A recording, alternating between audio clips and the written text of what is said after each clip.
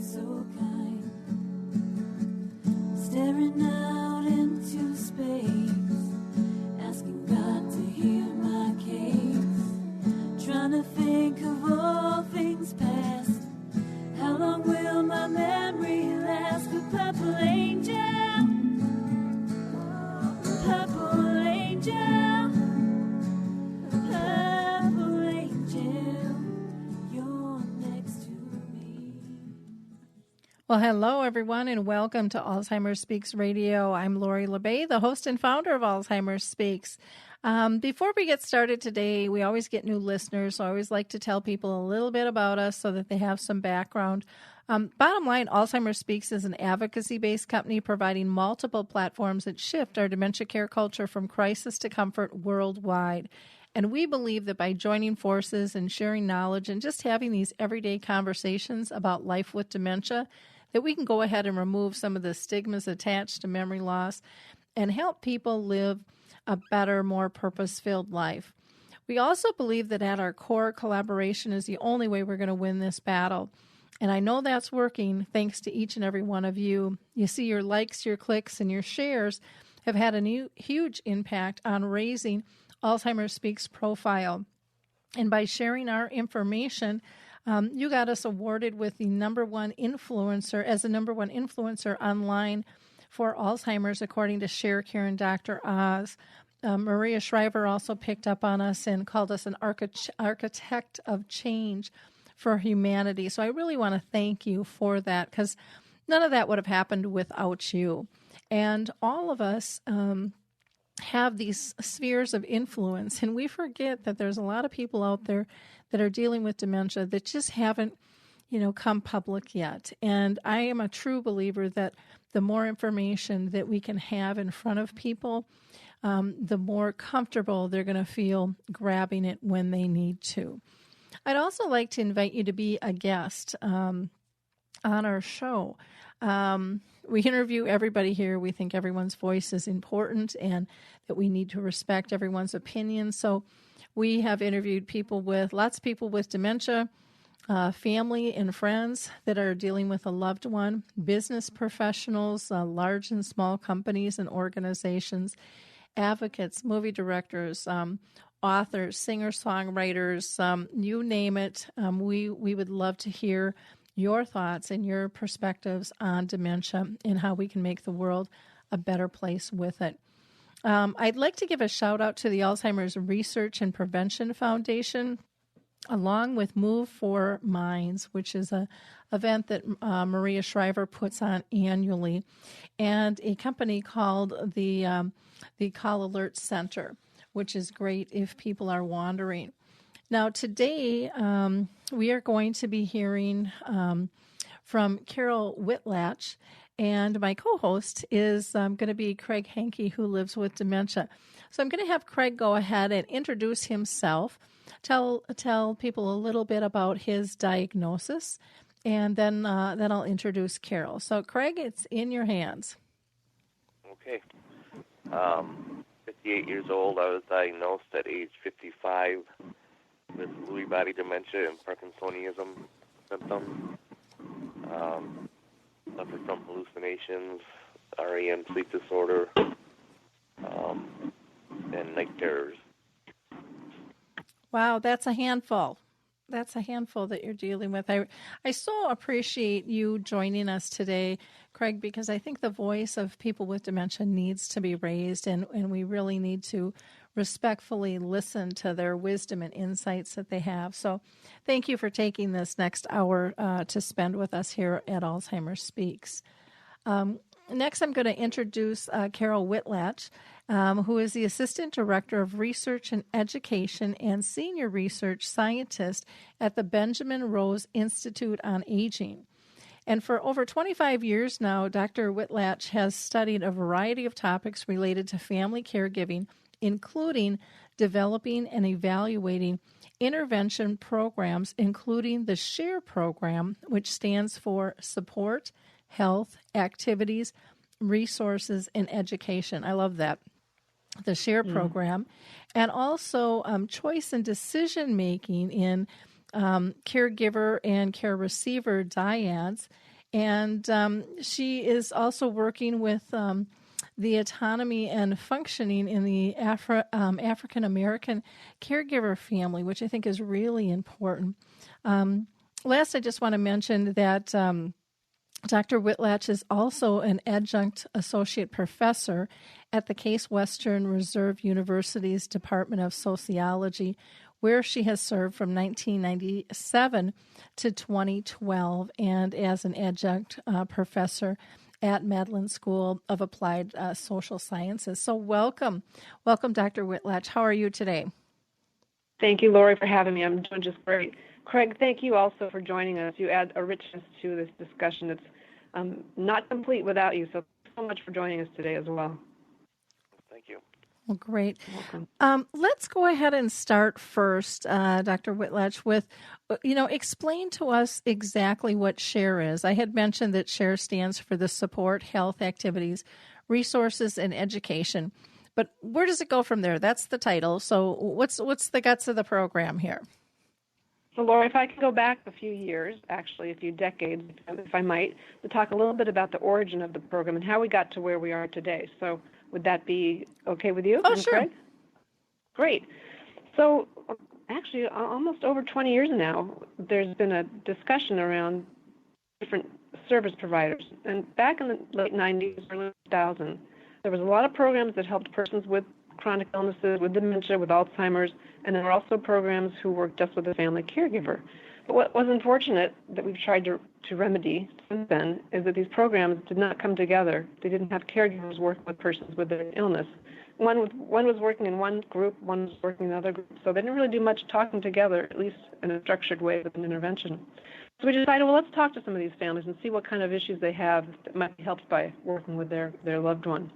So we asked persons with dementia what they wanted for their care, how they preferred to be cared for, who they wanted to have help them, what physicians to help them, et cetera, really about themselves and what they preferred.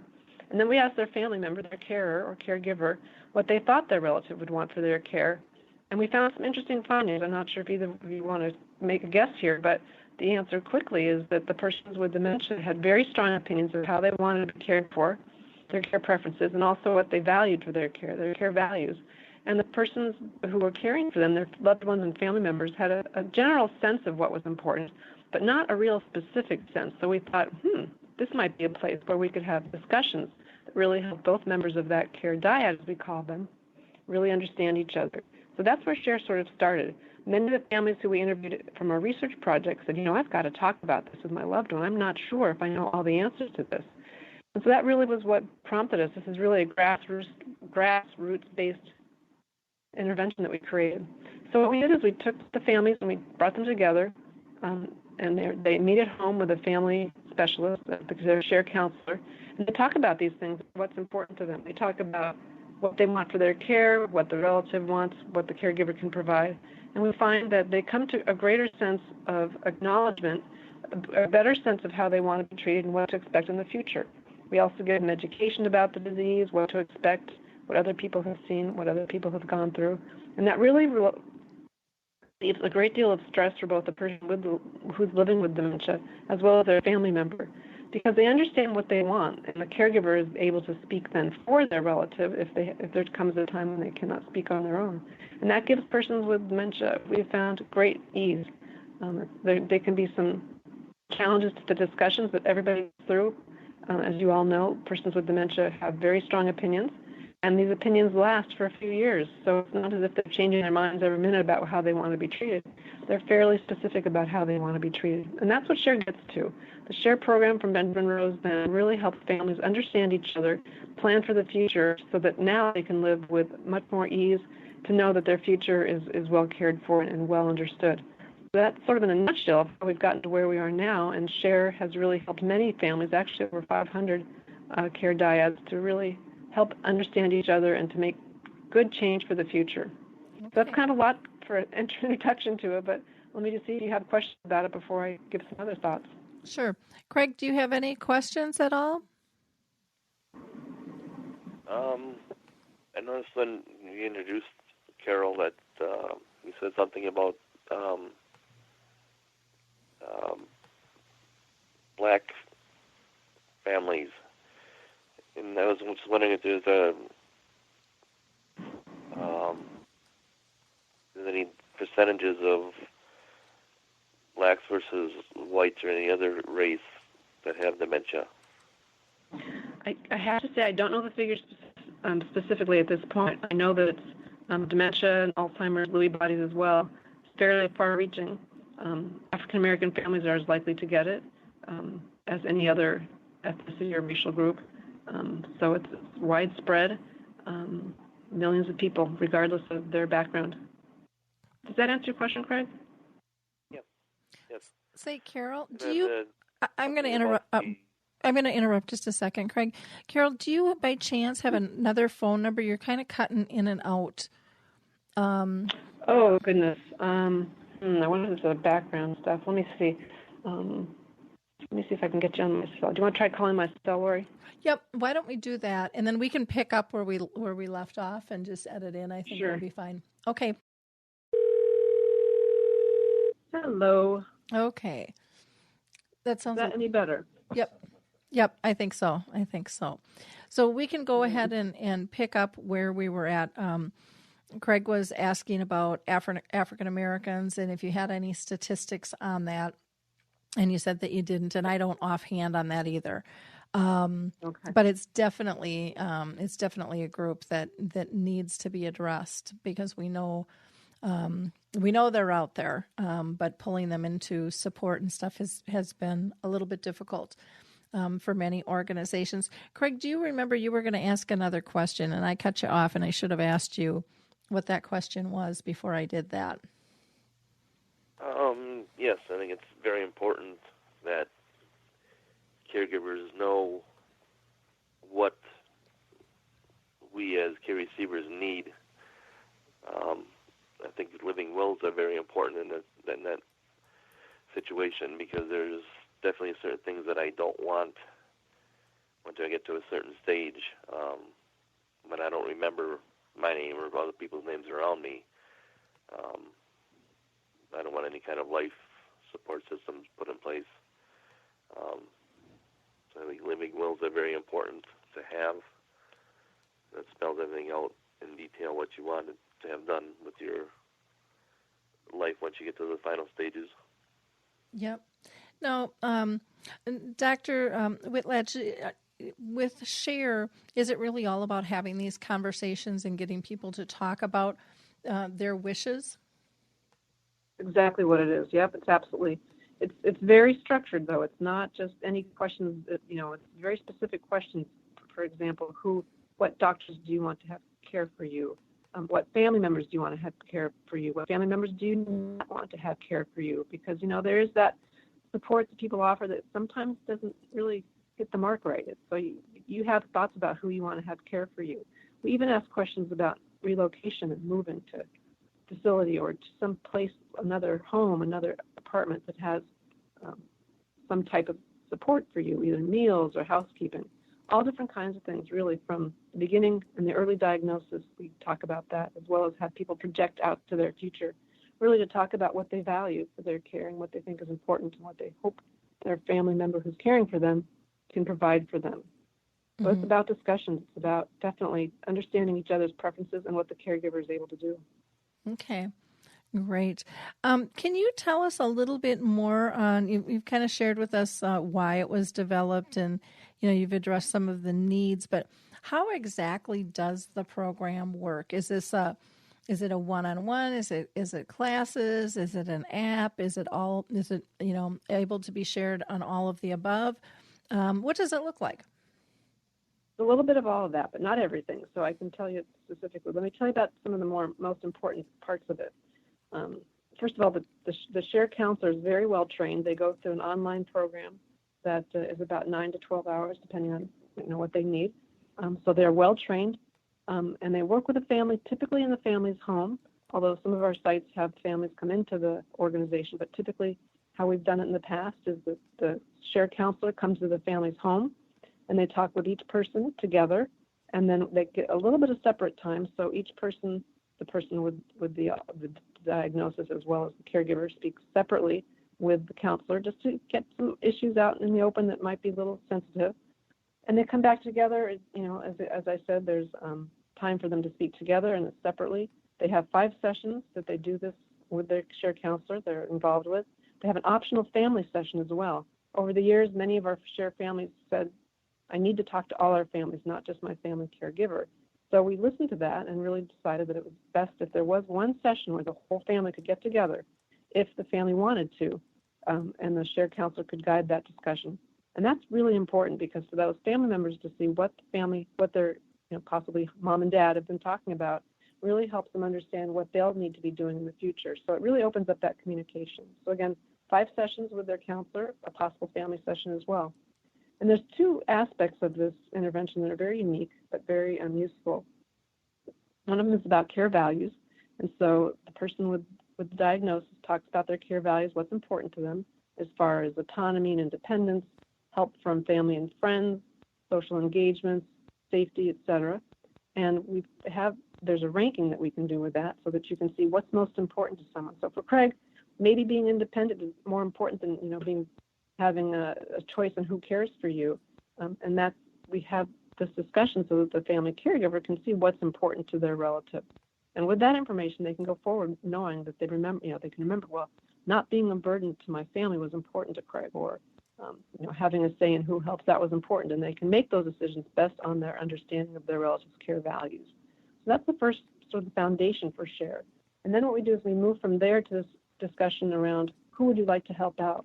So we'd ask Craig, for example, who would you like to help you, maybe making meals or helping with laundry or more personal activities or helping you at night or pretty much anything that might come up for you as you face the next stages of your illness.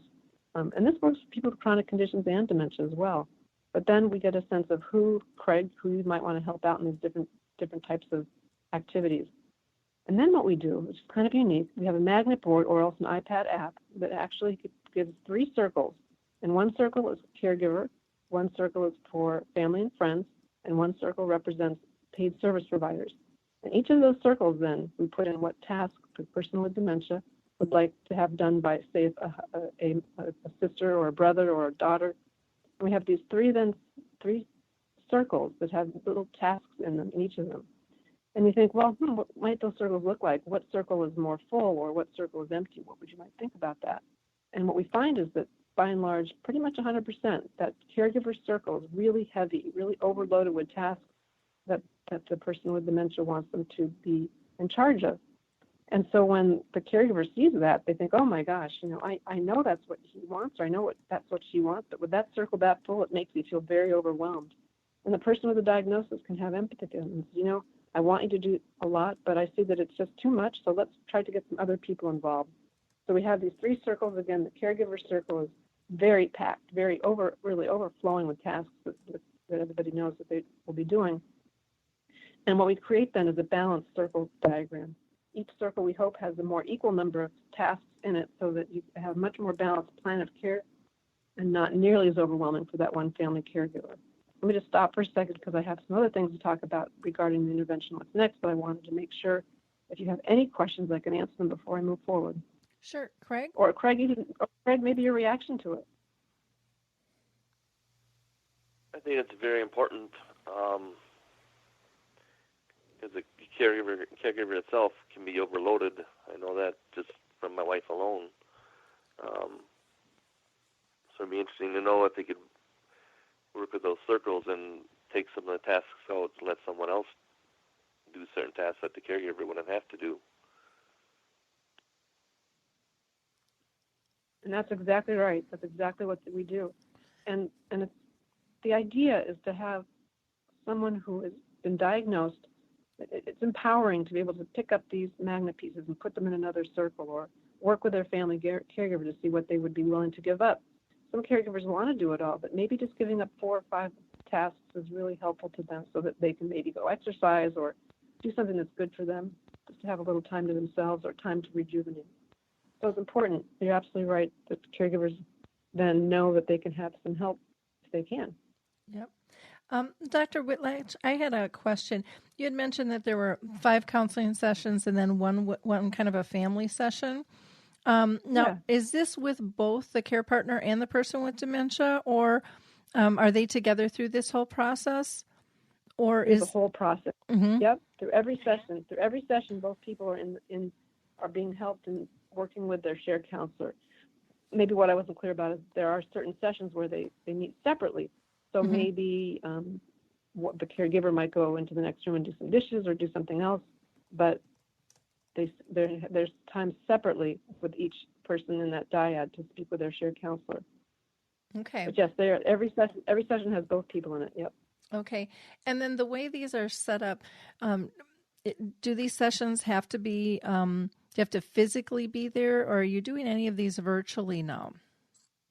Not yet. Not yet. We haven't gotten quite to that point yet. Okay. So not yet. That's a great future for us, though. Mm-hmm. Okay. Because I know so many people with dementia are really, utilizing Zoom and video conferencing, and they find strong levels of support in education through those platforms. And I just would highly encourage you guys to look into that, because I think actually the dementia population is pretty dang savvy when it comes to those platforms, and they're not scared about it. They're not intimidated by it, but I find that it really empowers them to be more included in pieces there. And Craig, why don't you throw in, your thoughts on that? Well, what's good about the virtual memory cafes is that you're speaking to people that speak your language. They know what you're talking about when you talk about. You had some night terrors last night that were so scary that you woke up and didn't know if you're still in a night terror or in reality or in a dream yet. So it's important to have those virtual memory cafes, because they said people speak your language. They know what you're talking about when you say certain things, and they can also be compassionate towards you because they know what you're going through. It's absolutely on target, Craig, and it's so helpful because it really combats a lot of the loneliness and that feeling of no one else is going through what you're going through, and that's just not the case. You are not alone. Your caregiver's not alone. There's so many people out there. Yeah, definitely. Wonderful. Now, Dr. Whitlatch, you had said you had some other things you wanted to cover, and so I think we're ready to go on to the next piece that you want to share with us. So when you have those three circles, that you've created more of a balanced plan of attack there, or a plan of action, then what we do next and share is we talk to the family, bring in that family meeting if that's going to happen, and we talk about who can take on some of these tasks. So if you can kind of visualize that caregiver task, there's fewer there, but maybe the family and friends circle is a little more heavy, which is good because you want to get that support for the caregiver. So you say, well, let's see, in this circle here, we see that someone is willing to do laundry. And then you might pick a family or friend who could come and do laundry, or there's someone who lives across country who can't do any of that hands-on stuff. Maybe that person can do the bills or do more instrumental tasks. And maybe someone else, maybe the neighbor next door who loves to cook can bring over extra meals someday. We write down all these examples. We write down phone numbers and contact information. We write down who's going to do it and what exactly that activity will entail. And then the family leaves, of course, and the caregiver and the person with dementia meet with their shared counselor one more time. And they have a very strong, very clear plan of action for them. They know who can help them. They know when they can be helped, and everyone's agreed to this. So there's great dialogue around these discussions, around this whole process, and families really get into help. And they also can recognize their own limitations. So you're not saying that you will do things that you really can't do. Of course, things change. People move. Things can be revised. We had one family actually post their share plan on their refrigerator as a reminder to who was going to help out. Other families that we've worked with have emailed their share plans so that the family members could look at them and have their own copies. And as you were both kind of suggesting, this would be a great place to include a more virtual type of plan that people have access to, that they can change as they want as well. So everybody knows what's going on and what to expect for the future. So again, very empowering, very helpful. And that's where we leave off, and then the family typically might have another organization that they can rely on for the next step in their care. But again, this is for people sort of in the mild to moderate stages of their illness. So we get all this information down. We even have chances to talk about, as I said, relocation, maybe the need for more skilled care. And we find that people are open to talking about this, that we call it the promise. The promise is that many years ago, maybe you promised not to put anyone in a different living situation or move them. But as time goes on and the situation changes, there might be more openness to that. So again, we talk about difficult issues, but we have a place where we can really then solve how these difficult and challenging tasks can be better cared for. Okay. So that's the SHARE program in a nutshell, and it's been we've had good outcomes, and people really enjoy it, and are kind of shocked at how much they liked it when coming in. They weren't quite sure what to expect. I'm sorry, Laura, I think I just cut you off. Oh, that's okay. I was just going to ask, because as life is fluid, and that doesn't change when someone has dementia, do you recommend that people go back to their 3 circles and reevaluate if they're feeling out of balance again? Absolutely. That's the perfect thing we hope they do. Again, with that refrigerator there, with their list, they can certainly revisit whenever they want, but definitely ask that they come back and look back at those circles. Maybe things like you just said, Lori, got a little bit imbalanced. We can go back and recreate more balance. Yeah. Mm-hmm. Yeah. And one of the things that I try to do when I'm, out speaking and training is, I haven't found a tool yet for dementia that we can't apply to all of our life. And I think this is another one of those nice tools that is applicable to all of us, to take a look and go, why am I feeling out of whack here? Why is this uncomfortable? Oh, okay, it's weighted pretty heavy over here. This is making a lot of sense. And just getting in that sense of realignment and knowing that these conversations don't have to be uncomfortable. And I think we get more comfortable with them as we have honest conversations. But we've prefaced with, we don't talk about this stuff, or we're supposed to do it all on our own. And I think we really have to debunk those myths of having to do everything alone and really looking at these circles as our village of support, and I love the village. That's perfect. Mm-hmm. Yes. Yeah. And Craig, I would imagine, I know when my household is out of whack and one person can make my household out of whack, I would imagine the same thing exists with dementia. When one person's out of whack, it makes everybody feel uncomfortable. So it's important for all of us to be conscious players in being authentic of how do we feel and how are we perceiving things. Do you think that is even raised and more important once dementia comes into play? Yes. There are certain family members and friends of mine that kind of, since I was diagnosed, they've alienated me. And others have gotten closer. So it's kind of a weird dynamic how people react to what your diagnosis is. But I think what Carol's saying is very important in the scope of getting everyone involved that can be involved, because I think more times than not it's always one person that's usually the caregiver. For instance, with my mom right now, she's facing brain surgery on a tumor, and my sister's been taking care of most of all the details. But Tuesday we're having a meeting with the doctors, and all the family members are going to be there, all the siblings. So we're all involved. And my sister's trying to get everybody involved more, so the burden isn't all on her. So I think the program that she's talking about is very, very important to get everybody involved in it. Mm-hmm. It just reduces so much stress when we can have these honest conversations, because I think the one thing in families is a lot of times it gets pushed off onto one person, and that one person is seen as kind of the one who gets the job done, kind of the fix-it person in the family. But then there can be some build-up resentment that people don't even know what's going on. And they're like, well, she's all of a sudden now that person's a control freak, and they're not letting us in, and they're not communicating. But yet the door has kind of been shut, saying, well, I don't really want to deal with all the emotions of this, so you just handle it. And then things get really messy instead of just having these conversations and being open and honest on all levels. And if somebody says, I can't do that or I'm not comfortable doing that, I think we have to listen to that. So, and I'll give an example of your 3 circles. You might have the care partner who is really overwhelmed because they're doing the cooking, the cleaning, the bathing, the whole 9 yards, and then somebody comes in and says, well, you can give Dad a bath. And maybe his daughter's really not comfortable with that.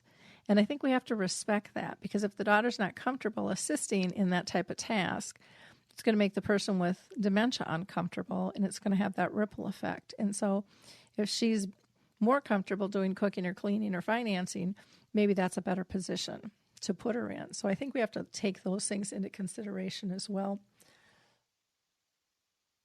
Absolutely. And that it sounds like, Craig, that you have a circle that's very full with that. In the family situation you just described, there is one family member who has a very full circle, and bringing the whole family together to recognize that. You're almost doing your own small share mini conference there. So good luck with that. That could be very fruitful for your family. That's great. Thank you. I think it's going to work out really well. Now, Dr. Whitlatch, does SHARE provide, because some families can't do this on their own. They just can't. You know, some families are more dysfunctional than others. Does SHARE have the ability to provide any mediation if a family would need it to get through this process and kind of get their circles in balance? Well, not in the pure sense of mediation. No, there's not a mediating person. There's not a trained mediator that can come in. SHARE does have a few things that it can't really address, and that one is mediation. We also don't address long family disputes, or it's very hard to work with a family who has people who are having, like I said, long-term family disputes or other sorts of psychosocial types of barriers that make it hard for them to be a part of this process. So we're not unfortunately, we can't do everything. But no, we don't have any mediation. Yeah, sorry. That's a hard one. I know. It'd be something to add. It's something we could think about. But at this point, we don't have that. But we almost have mediation light a little bit, because these are trained counselors, and they do a great job. And when that family gets together, it's important to have a trained person there in case something kind of starts going in a bad direction. So again, not mediation in that pure definition, but again, sort of mediation light. Okay. Well, and that's nice to know. Are they able to refer somebody to that level if that's what they need, or do you not get into? Yep, that's exactly right. Yep, exactly right. We have a lot of referrals. Sometimes people need psychosocial, like some types of therapy. They might need a therapist to talk about old things, or all kinds of different things. But we do a lot of referral, as well as we make sure that the family, as well as both the person with the illness and their caregiver, have enough education about this illness so they know what to expect. Because if you don't know what to expect, you just don't know what to do, and you just don't know which way is what. You don't know how to help yourself. You don't know how to help each other. So really understanding that disease, what to expect next is very important, and we have that as part of the SHARE intervention as well. Okay. So for our listeners, what area of the country do you work out of with the Benjamin Rose Institute on Aging? We have a SHARE site here at Benjamin Rose. We have some research going on that's trying to adapt SHARE now for dementia, for a larger group of chronic conditions, not just dementia, but like you said, Lori, that this is a good intervention that could be helpful to other families. So we're looking at larger chronic illness people as well. We have at our Alzheimer's chapter here in Cleveland, we have the SHARE program available. There's other places that we have it as well. Probably the best thing to do is to tell as a listener to contact share@benrose.org to get information, to ask for some help, maybe to get a referral. We have some other sites as well that we can refer people to, but mainly it's in Ohio at this point. Although I have to say, there is some SHARE going on in Australia, and I don't think listeners probably have that, although you never know. We do have some work there being done, as well as in the Netherlands. So a little bit of SHARE here and a little bit there, but more and more people getting help, even if they're from a different country. Okay, and we do have international listeners, so that's great to know. It would SHARE again. That'd be great. Yeah, it would be wonderful if this could be in every state, and expand through collaboration. That would be so neat. Or through the kind of the video conference. When people meet, is this a group, or is it just the care partner and the person with dementia themselves? Or is mainly that's the design of it, with the addition of that family meeting. But yes, it's just for that person with dementia and their family caregiver. Yeah. And just to reiterate too, if someone does get a hold of us at share@benrose.org, we can talk more about where they're from and see if there's a site near there. We don't have a lot of sites yet. We've just started commercializing in the last year, so we're just starting to get more sites involved, which is very exciting. Really great news to have people getting help more throughout the country. Okay, because if it's just the two and the counselor. Like I said, I would highly recommend the video conferencing because those, if you use something like a Zoom platform, which is a very inexpensive, those can be recorded so they can go back and watch them, and look through, go, okay, now what were we supposed to do? And it would just be a really easy platform for people to be able to use, and you can share forms and I think the dementia community at large is getting so used to the video conferencing. Most of them are very, very comfortable with it. It's also another nice way to introduce video conferencing and video engagement as the disease progresses. It's a way to pull in care partners that thought they were long distance and couldn't have that type of interaction.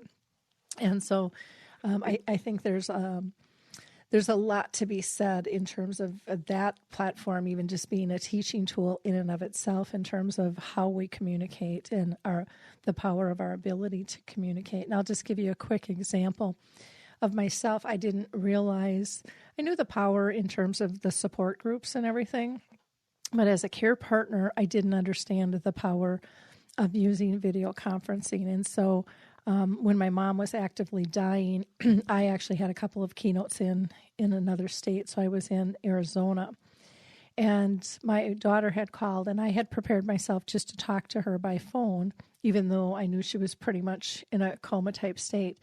And my daughter said, well, how about if we video conference? And I got to participate in her active dying, even though I was out of state, throughout the whole process. And it was incredible, from helping my family identify what her needs were in terms of getting chips of water or cool rags or whatever it was at the moment, being able to talk with family members, being able to participate in last rites, the whole thing, and being able to talk with my mom and actually seeing her. And I think, I don't think we understand the power of video and how it can be used to help families, because for me, like I said, I had to be away, and yet I was comfortable with that because my mom had told me that she needed to know that I would continue my work.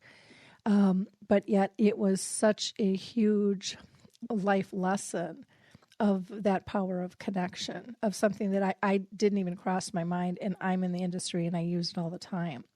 But how it satisfied me as a daughter, and I think really relieved my siblings, because they were really worried that I was going to miss out and have great regrets, that we were still all connected.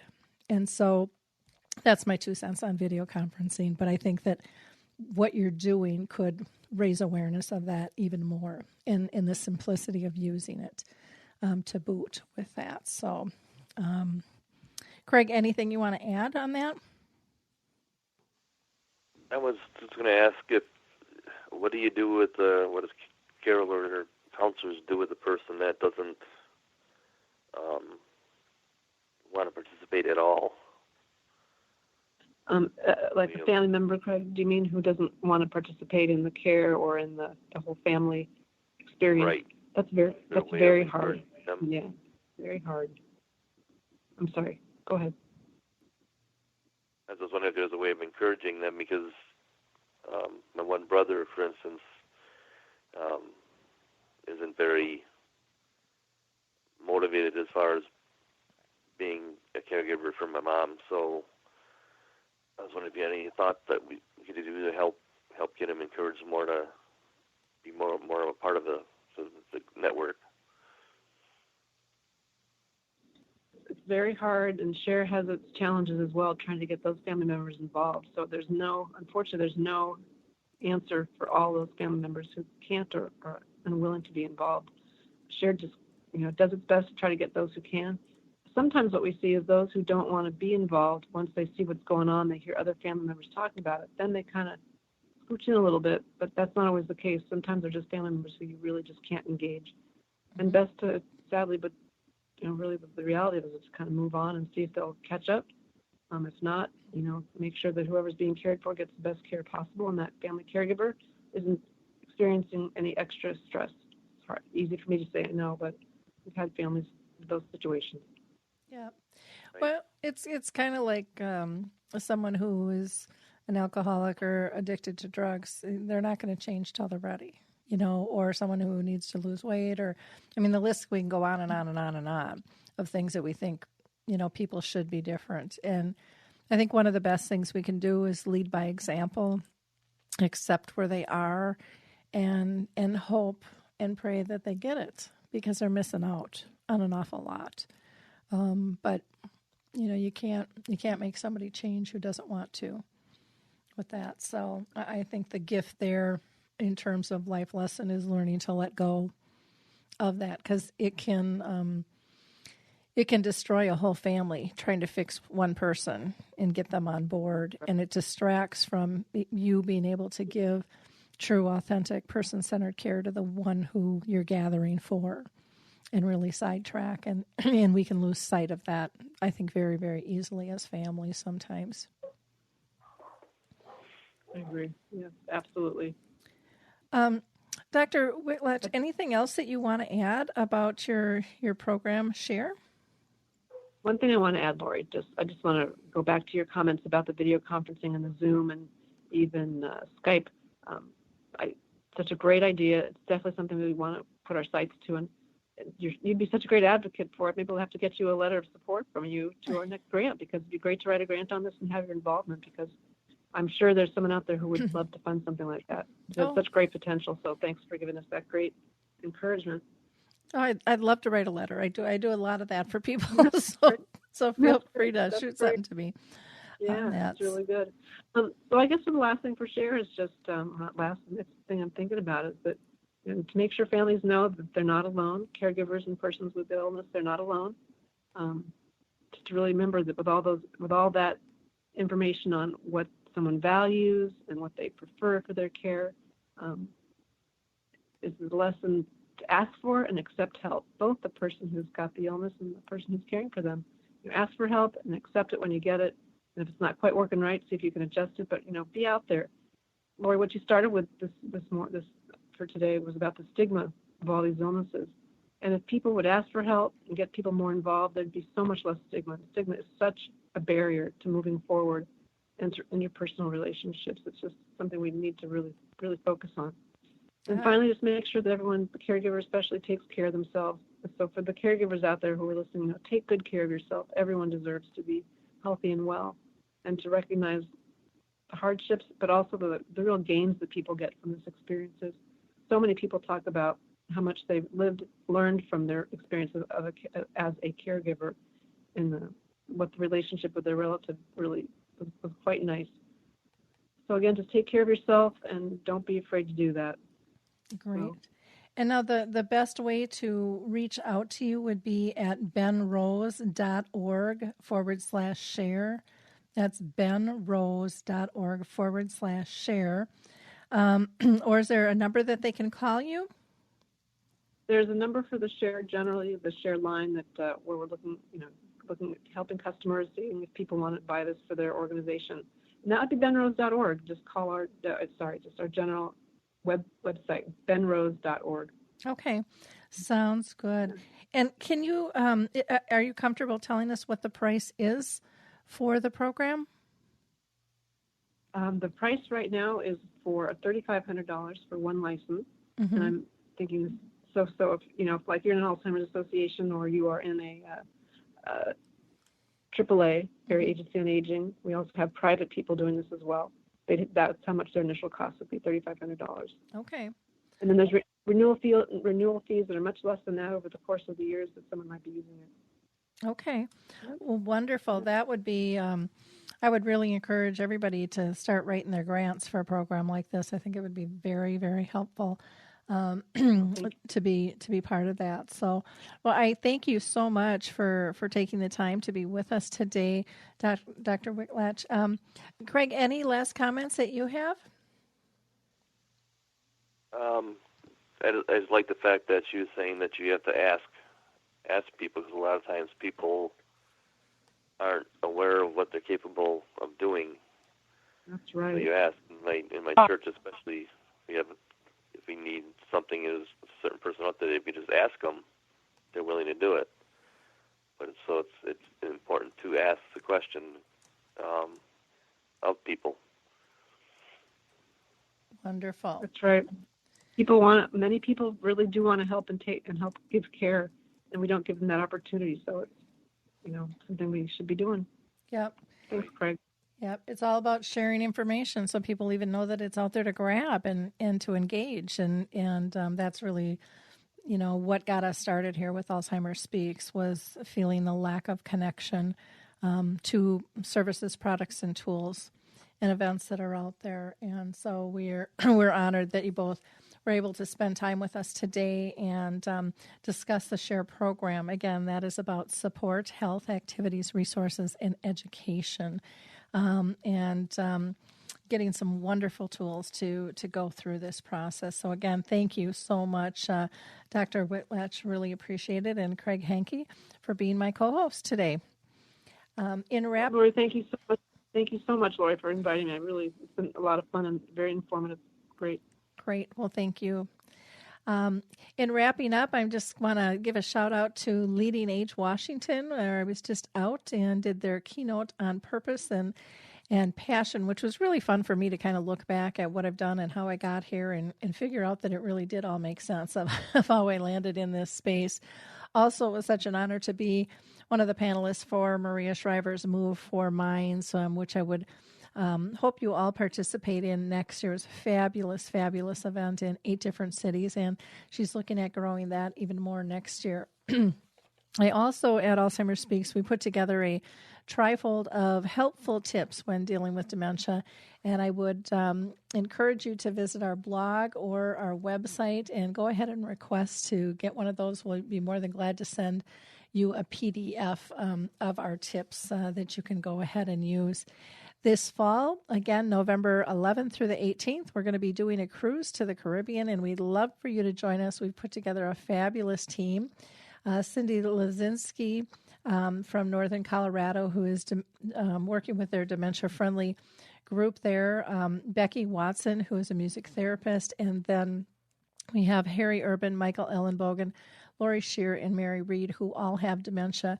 All of us will be involved in the symposium over the 7 days, where we're hoping people will be able to relax, rejuvenate, and learn a lot. And the cruise is for people with early to mid memory loss and their families, so you are all welcome to join us. You're going to want to book sooner than later because November is coming up. Plus, there's some great pricing that is available right now as well.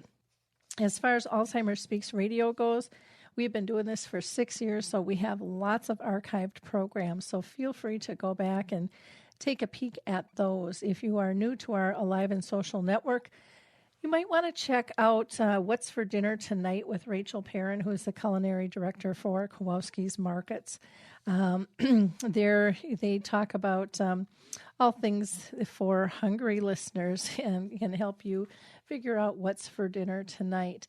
I do have a upcoming preview of His Neighbor Phil, which will be happening July 18th at Bell Ray Senior Living in Mounds View. And if you're interested in attending, you can just RSVP to them directly at 763-784-7633. You can also go to the blog and read some of our recent posts on that as well.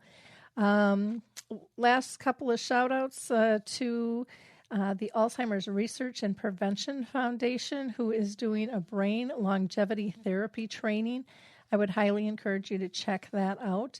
Again, that's the Alzheimer's Research and Prevention Foundation, and you can just go to their URL at alzheimersprevention.org/training, alzheimersprevention.org/training.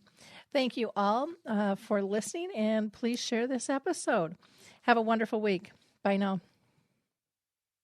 Hi, this is Suzanne Newman, host of the Answers for Elders podcast and radio show. We are the North Star that guides you through the complicated journey of senior care with trusted experts in money, law, living solutions, and more. So join us on this station, your favorite podcast channel, or just go to AnswersForElders.com. Meet the Wayshowers who will help your journey go a lot easier.